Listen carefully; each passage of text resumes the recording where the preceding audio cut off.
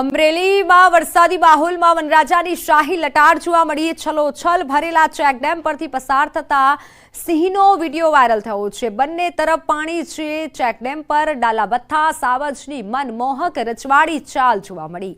સાબરકુંડલાના ફિફાદ નજીકથી શેત્રુંજી નદીના ચેકડેમ પર ડાલાબથ્થા સાવજો જોવા મળ્યા। ચેકડેમ પર સિંહની લટાર અદ્ભુત દ્રશ્યો કેમેરામાં કેદ થયા છે। ફિફાદ નજીકથી પસાર થતી શેત્રુંજી નદીમાં આવેલ ચેકડેમનો વિડીયો હોવાનું અનુમાન છે। તો એક તરફ વરસાદનો આ સમય છે અને ચેકડેમ પર સિંહની લટારના અદ્ભુત દ્રશ્યો જોવા મળી રહ્યા છે। ડાલામથ્થાની આ ચાલ જોઈ અને સૌ કોઈ મનમોહિત થઈ રહ્યા છે।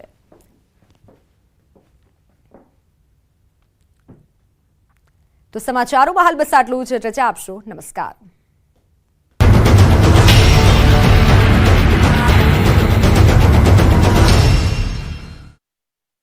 હોવા છતાં નગરપાલિકાએ કોઈ પણ જાતના ફાયર સાધનની ચેકિંગ હાથ ધર્યા વગર નોટિસ આપી। સિવિલ હોસ્પિટલમાં ફાયર સેફટીના તમામ સાધનો ઉપલબ્ધ છે। હોસ્પિટલમાં ઇમરજન્સી એક્ઝિટની સીડી પણ ઉપલબ્ધ છે, છતાં નોટિસ આપતા ધોરાજીના ડેપ્યુટી કલેક્ટર અને ચીફ ઓફિસરે આ બાબતે જવાબદારીમાંથી હાથ ઊંચા કરી લીધા હોવાનું સિવિલ હોસ્પિટલના અધિક્ષકે આક્ષેપ કર્યો છે। મોરબીમાં ગુજરાત હાઉસિંગ બોર્ડની ઘોર બેદરકારી સામે આવી। શહેરના સનાડા રોડ પર હાઉસિંગ બોર્ડના અતિ જર્જરિત થયેલા 3 માળિયા ક્વાર્ટરના એક મકાનમાં ગાબડું પડ્યું હોવાનો બનાવ સામે આવ્યો। ત્યારે આ મકાનોને તોડી પાડીને નવા બનાવવા માટે તંત્રએ માત્ર નોટિસ પાઠવીને સંતોષ માની લીધો। ગાબડું પડવાથી કોઈ જાનહાનિ થઈ નથી, પણ તંત્રએ હાઉસિંગ બોર્ડના મકાનોની બિસ્માર હાલત હોવા છતાં કોઈ પગલાં ન લેતા રહીશો ચિંતામાં મુકાયા છે। લોકો ભયના ઓથાર હેઠળ રહેવા મજબૂર બન્યા છે। આ મકાનોને ડિસમેન્ટલ કરીને નવા બનાવવા માટે હ્યુમન રાઇટ એસોસિએશને મુખ્યમંત્રીને લેખિત રજૂઆત કરી છે। મોરબીમાં મકાનોની જર્જરિત હાલત છતાં તંત્રની બેદરકારી। હાઉસિંગ બોર્ડના મકાનોના નવા બનાવવા સ્થાનિકોની માંગ। હ્યુમન રાઇટ્સ એસોસિએશનના જનરલ સેક્રેટરીએ મુખ્યમંત્રીને કરી લેખિત રજૂઆત। દ્વારકાના દરિયાકાંઠે જિલ્લા પોલીસનું સર્ચ ઓપરેશન યથાવત। 9 દિવસમાં 61.86 કરોડનું ચરસ ઝડપાયું। બિનવારસી હાલતમાં ચરસનો જથ્થો ઝડપાતા દરિયાઈ કિનારા વિસ્તારોમાં પોલીસનું સઘન પેટ્રોલિંગ। કચ્છના દરિયાકાંઠે નશાનો કારોબાર। જખો દરિયાકાંઠેથી વધુ 10 પેકેટ ચરસના મળ્યા। 3 દિવસના પેટ્રોલિંગ દરમિયાન ચરસના 31 પેકેટ જપ્ત। જમ્મુ કાશ્મીરના બાંદીપુરા વિસ્તારમાં અરગામના જંગલ વિસ્તારમાં સંભળાયો ગોળીબારીનો અવાજ। સુરક્ષા દળોએ અરગામના જંગલ વિસ્તારોને ઘેરી લીધું। હાલ તે વિસ્તારમાં સર્ચ અને કોર્ડન ઓપરેશન શરૂ કરવામાં આવ્યું। ભરૂચ જિલ્લા શિક્ષણ વિભાગ ફાયર સેફટી મામલે એક્શનમાં। શિક્ષણ વિભાગે 1393 શાળાઓમાં હાથ ધર્યું ચેકિંગ। 151 શાળાઓમાં ફાયર એનઓસીનો અભાવ હોવાથી તંત્રની કાર્યવાહી। ગુજરાતમાં 20 અને 21 જૂને થઈ શકે છે ભારે વરસાદ। અરબ સાગરમાં સક્રિય થયા 2 સાયક્લોનિક સર્ક્યુલેશન। ગુજરાત સહિત 7 રાજ્યમાં થશે સાયક્લોનિક સર્ક્યુલેશનની અસર। આગામી 7 દિવસ રહેશે વરસાદનું જોર। દક્ષિણ ગુજરાતમાં 20 જૂનની આસપાસ પડશે વરસાદ। અમદાવાદમાં આજે છૂટાછવાયા વરસાદની હવામાને કરી આગાહી। સૌરાષ્ટ્રમાં મેઘરાજા થયા મહેરબાન। દ્વારકાના ખંભાળિયામાં મન મૂકીને વરસ્યા મેઘરાજા। પોરબંદરમાં 3 ઇંચ, ભાણવડમાં 2 ઇંચ વરસાદ વરસ્યો। તુરાણાવાવમાં 1.5 ઇંચ, નખત્રાણામાં 1 ઇંચ વરસાદ વરસ્યો।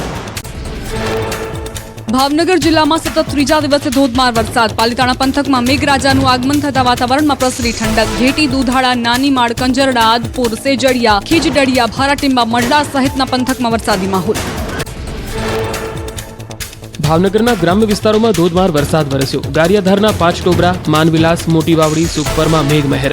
સુરનગર, ચોમલ, માનગઢ, વેળાવદર, વીરડી સહિતના ગામોમાં વરસાદ।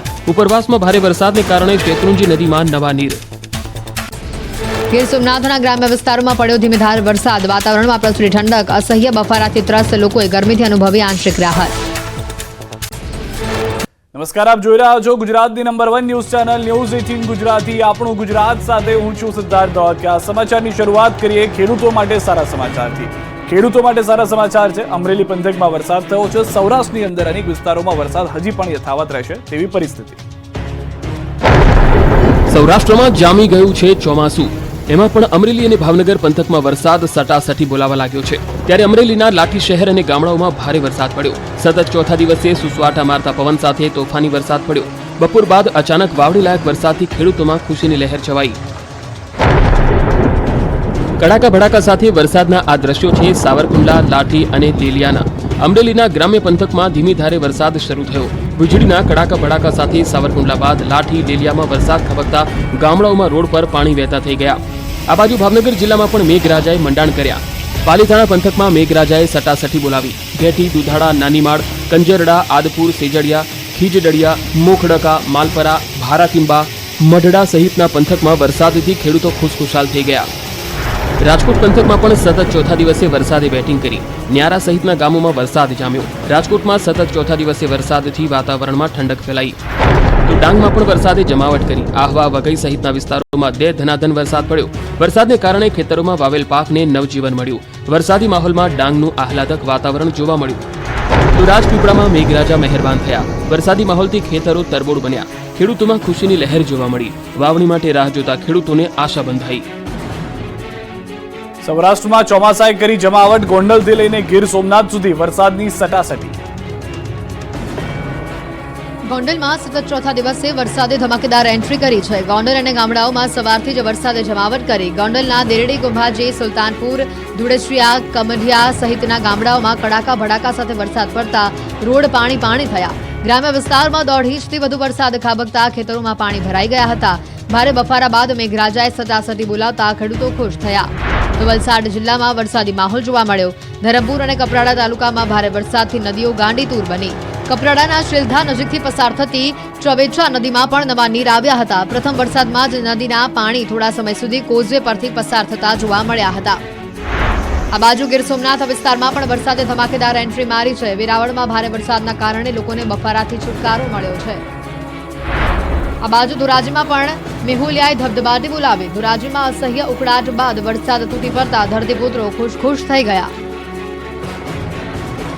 અમરેલી જિલ્લામાં મેઘરાજા મહેરબાન. લાઠી અને બાબરા પંથકમાં મુશળધાર વરસાદ. લાઠીના હરસુરપુર અને ઉપરવાસમાં ધોધમાર વરસાદ. બાબરાના વાંદળિયા, લુણકી સહિતના ગામે ધોધમાર વરસાદ. લાઠીની ગાગડિયા નદીમાં પૂરની સ્થિતિ. પ્રથમ વરસાદે જ ગાગડિયા નદીમાં નવા નીર આવી ગયા છે. હરસુરપુરના ગામ નજીક જ ગાગડિયા નદી પરનો ડેમ છલકાઈ ગયો છે. સૌરાષ્ટ્રના અનેક એવા વિસ્તારો છે કે જ્યાં આગળ નદીઓમાં પૂર આવી ગયા છે. કેટલીક નદીઓ બે કાંઠે પણ થઈ ગઈ છે. અમરેલીના બાબરા શહેરમાં બપોર બાદ વરસાદની દમદાર બેટિંગ જોવા મળી રહી છે. ધોધમાર વરસાદ પડતા અમરાપરા વિસ્તારમાં ભરાયા છે વરસાદી પાણી. ધોધમાર વરસાદને કારણે રોડ પાણીમાં ગરકાવ થઈ ગયા છે. વરસાદ પડતા લોકોને ગરમીથી રાહત અનુભવાય છે. અનેક જગ્યાએ પૂર જેવી પરિસ્થિતિ તે માટે થઈ ગઈ છે, કારણ કે એક સાથે એટલો વરસાદ થઈ રહ્યો છે કે પાણીનો નિકાલ થઈ નથી શકતો અને તે દરમિયાન અનેક વિસ્તારોની અંદર જળજમાવ થઈ જાય છે. આ તરફ બોટાદની વાત કરીએ. ગઢડા શહેરમાં મેઘરાજાની એન્ટ્રી. ઢસા રોડ, બોટાદનો જાપો, ત્યારબાદ ઉગામેડી રોડ વિસ્તારમાં વરસાદ થયો છે. દિવસભરની ગરમી બાદ સાંજ પડતા વરસાદ જોવા મળ્યો. ઠંડક પ્રસરી ગઈ. વરસાદની રાહ જોતા ખેડૂતોમાં પણ આનંદ પ્રસરી ગયો છે, કારણ કે ચોમાસું આવી ગયાની જાણ ખેડૂતોને થઈ, પરંતુ વરસાદ તેઓ નહોતો આવી રહ્યો, જે હવે જોવા મળી રહ્યો છે. બોટાદના દ્રશ્યો. ગઢડા શહેરમાં મેઘરાજાની એન્ટ્રીના કારણે અનેક વિસ્તારોમાં જળજમાવ જોવા મળ્યો. ગ્રામ્ય વિસ્તારની અંદર ખેડૂતો ખુશખુશાલ હતા.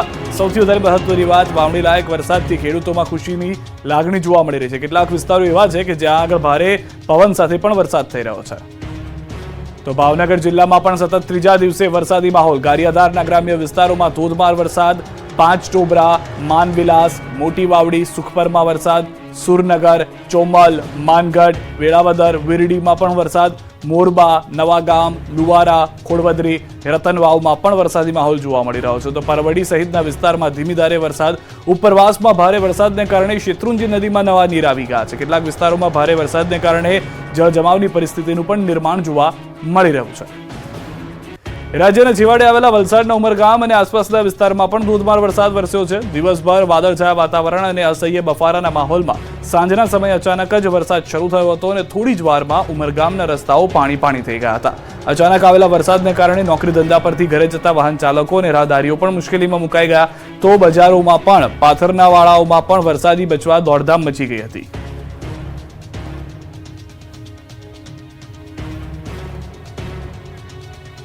તો દ્રશ્યો આપ જોઈ રહ્યા છો, જે રીતે દક્ષિણ ગુજરાત હોય, સૌરાષ્ટ્ર હોય, મધ્ય ગુજરાત, તમામ વિસ્તારની અંદર વરસાદ જોવા મળી રહ્યો છે. ઉમરગામ અને આસપાસના વિસ્તારમાં પણ તે પ્રમાણેની પરિસ્થિતિનું નિર્માણ થઈ ગયું છે. અનેક એવા વિસ્તારો છે કે જ્યાં આગળ ભારે વરસાદને કારણે જળજમાવની પરિસ્થિતિનું પણ નિર્માણ થઈ ગયેલું જોવા મળી રહ્યું છે.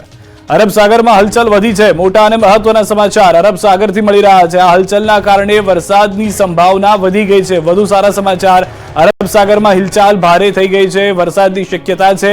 અરબ સાગરમાં 2 સાયક્લોનિક સર્ક્યુલેશન સક્રિય થઈ ગયા છે। સૌરાષ્ટ્ર કચ્છ નજીક સાયક્લોનિક સર્ક્યુલેશન, કેરળ નજીક પણ સર્જાયું છે સર્ક્યુલેશન। ગુજરાતમાં 20 અને 21 જૂને થઈ શકે છે ભારે વરસાદ। ગુજરાત સહિત 7 રાજ્યોમાં થશે સાયક્લોનિક સર્ક્યુલેશનની અસર। હાલમાં જે જાણકારી છે તે પ્રમાણે આ સર્ક્યુલેશનના કારણે 20 અને 21 જૂને ભારે વરસાદ થઈ શકે છે।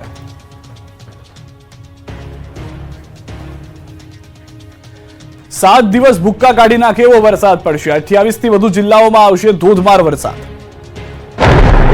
સૌરાષ્ટ્ર અને દક્ષિણ ગુજરાતમાં ચોમાસું બરાબરનું જામી ગયું છે। અન્ય વિસ્તારોના લોકો હજુ ચોમાસાની રાહ જોઈ રહ્યા છે। હજુ ચોમાસું જોઈએ એવું રંગ પકડી નથી રહ્યું, ત્યારે ધરતીપુત્રોએ હવે વરસાદની બહુ દિવસ રાહ જોવી નહીં પડે, કેમ કે આગામી 7 દિવસમાં ચોમાસું આખા ગુજરાતને ધમરોળી નાખશે। 24 જૂન સુધી ગુજરાતમાં મેઘરાજા સટાસટી બોલાવશે। ભૂક્કા કાઢી નાખે એવો વરસાદ પડશે। હવામાન વિભાગે આગાહી કરી છે કે આગામી 7 દિવસ વરસાદનું જોર રહેશે। અમદાવાદમાં છૂટો છવાયો વરસાદ રહેશે। 20 જૂન આસપાસ દક્ષિણ ગુજરાતમાં વરસાદ પડશે। હાલ નવસારી સુધી ચોમાસું સીમિત છે। 20 જૂન આસપાસ બરોડા, સુરત સહિત અનેક જિલ્લાઓમાં વરસાદ પડશે। 20 ઇંચ સુધી વરસાદ પડી શકે છે। સૌરાષ્ટ્રમાં ખાબકી શકે છે 16 ઇંચ જેટલો વરસાદ। દક્ષિણ ગુજરાતમાં ભૂક્કા કાઢી શકે છે વરસાદ। 15 દિવસમાં બગડાટી બોલાવી શકે છે વરસાદ। તોફાની વરસાદ વચ્ચે દ્વારકાનો દરિયો બન્યો તોફાની, લોકોએ કર્યું જીવલેણ સ્નાન। ઉછળતા મોજાના દ્રશ્યો છે દ્વારકાના દરિયાના। દ્વારકામાં ભારે વરસાદ અને આંધી વંટોળની અસર દરિયામાં પણ જોવા મળી રહી છે। દ્વારકાનો દરિયો તોફાની બન્યો છે। દ્વારકાના દરિયામાં ઊંચા ઊંચા મોજા ઉછળી રહ્યા છે। દરિયો જોખમી બની ગયો છે। તેમ છતાં ભારે બફારાથી છુટકારો મેળવવા માટે મોટી સંખ્યામાં લોકો દરિયે નાહવા પહોંચી ગયા હતા। દરિયામાં યાત્રિકો જોખમી સ્નાન કરતા નજરે પડ્યા। એટલું જ નહીં, દરિયામાં અંદર પહોંચી કેટલાક લોકો જીવલેણ સેલ્ફી લેતા હતા। જાહેર ચેતવણીના બોર્ડને પણ અવગણી યાત્રિકો જોખમી કિનારે સેલ્ફી અને સ્નાનના મશગુલ જોવા મળ્યા। ત્યારે સવાલ એ છે કે તંત્ર કેમ આ રીતે લોકોને દરિયા કિનારે જ જવા દે છે? કોઈ દુર્ઘટના સર્જાય તો આખરે જવાબદાર કોણ રહેશે? અમરેલીના જાફરાબાદ દરિયા કિનારે પવન ફૂંકાયો। જાફરાબાદ દરિયામાં કરંટને કારણે ઊંચા મોજા પણ ઉછળ્યા હતા। ચોમાસાની શરૂઆતમાં જ દરિયામાં હળવો કરંટ પણ જોવા મળી રહ્યો છે।